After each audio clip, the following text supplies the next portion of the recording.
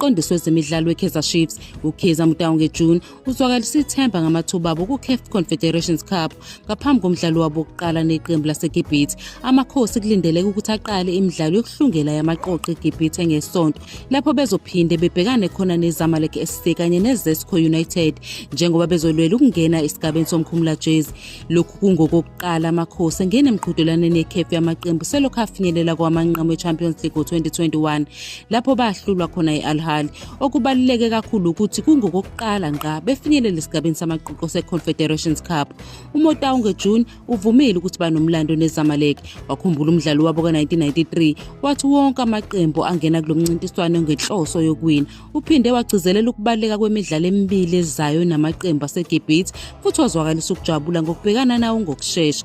Lo mqondisi uthe iqembu lihlosa amaphuzu aphezulu kude nasekhaya wathi kuyadingeka ukusebenzisa ulwazi emidlalweni engaphandle.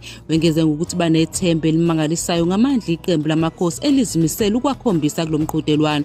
Uphethe ngokutshela abalandeli ukuthi kuyintokozo ukubabuyisela ebholeni lezwekazi nokuthi bakulangazelele futhi bayalujabulela uhambo. Iqembu lizimisele ngokubuya namaphuzu aphelele kanti nomdlali omusha weKaizer Chiefs uAsanele Velebayi uvumile ukuthi uyafa uvalo ngaphambi komdlalo wakhe wokuqala esigabeni samaqoqo eCAF eGibhithe.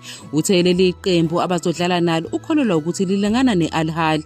Uvelebayi uthembele kubadlali abanolwazi ukuze bamqondise futhi wathi inhloso enkulu yeqembu ukuthi bangavumi ukungenelwa igoli kodwa bawine ngamagoli amaningi.